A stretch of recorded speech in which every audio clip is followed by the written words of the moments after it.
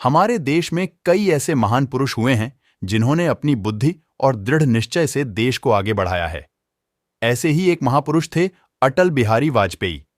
देश के 10वें प्रधानमंत्री रहे अटल बिहारी वाजपेयी ने अपने कार्यकाल में जितना काम किया है उससे कई अधिक मेहनत अपनी जिंदगी में की थी। बचपन से लेकर जवानी और फिर बुढ़ापे तक उन्होंने देश के उद्धार की कामना की, देश को ही आगे रखा। हर मोड़ पर कोशिशें की और काफी हद तक सफल भी रहे। अटल सिर्फ एक प्रधानमंत्री, राजनेता और राजनीति से जुड़े इंसान नहीं थे, बल्कि एक कवि, पत्रकार और जेंटलमैन भी थे। पंकज त्रिपाठी डायरेक्टर रवि जाधव के साथ मिलकर उन्हीं अटल बिहारी वाजपेयी की बायोपिक लेकर आए हैं। बड़े पर्दे पर आज 19 जनवरी को रिलीज हुई इस फिल्म का नाम है मैं अटल हूं। ये फिल्म अटल बिहारी वाजपेयी की जिंदगी के अलग अलग और अहम पहलुओं को दर्शाती है। फिल्म की कहानी की शुरुआत साल 1999 से होती है, जहां प्रधानमंत्री के रूप में अटल बिहारी वाजपेयी, पंकज त्रिपाठी पाकिस्तान की हरकतों को लेकर तीनों सैन्य दलों के प्रमुखों से बात कर रहे हैं। कहानी आगे बढ़ती है और आप अटल जी के बचपन में पहुंच जाते हैं, जहां वो बच्चों और शिक्षकों के सामने कविता पढ़ने से डर रहे हैं। धीरे धीरे अटल बड़े हुए और उनकी जिंदगी ने नए मोड़ लेने शुरू किए। इसी तरह उनके राजनीतिक सफर की शुरुआत भी हुई। मैं अटल हूं फिल्म में अटल बिहारी वाजपेयी के बचपन से लेकर उनके कारगिल युद्ध में पाकिस्तान को धूल चटाने और परमाणु बम के पोखरण में हुए टेस्ट तक की कहानी को दिखाया गया है। इससे आपको जानने को मिलेगा कि अटल बिहारी वाजपेयी कैसे इंसान थे, उनके लिए जिंदगी और देश के मायने क्या थे, कैसे वो कविताओं के माध्यम से अपने मन की बाहर लोगों तक पहुंचाते थे।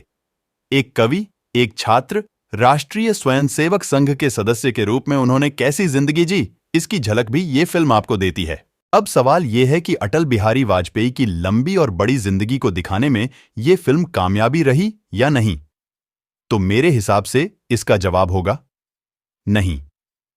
फिल्म में कई अहम पहलुओं जैसे अटल जी के कॉलेज के दिन, राष्ट्रीय स्वयंसेवक संघ में उनका योगदान, राष्ट्रधर्म पत्रिका के लिए उनका काम, श्यामा प्रसाद मुखर्जी और दीनदयाल उपाध्याय संग उनके अच्छे रिश्ते, अखिल भारतीय जनसंघ का निर्माण, पंडित नेहरू संग उनकी मुलाकात, राम मंदिर विवाद और कारगिल युद्ध को ये फिल्म छूकर गुजरती है।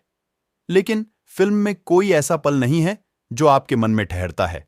फिल्म मैं अटल हूं का ट्रेलर अगर आपने देखा हो तो पंकज त्रिपाठी के अभिनय पर जरूर ध्यान दिया होगा। पंकज त्रिपाठी बॉलीवुड के इस वक्त के सबसे बेहतरीन कलाकारों में से एक हैं, लेकिन यहां उनका काम थोड़ा फीका लगा। वो अटल बिहारी वाजपेयी के किरदार को निभाने में उतने सफल नहीं हो पाए जितनी की उम्मीद उनके कैलिबर वाले एक्टर से की जाती है। फिर भी कुछ सीन्स में वो अपनी आंखों से कमाल कर जाते हैं।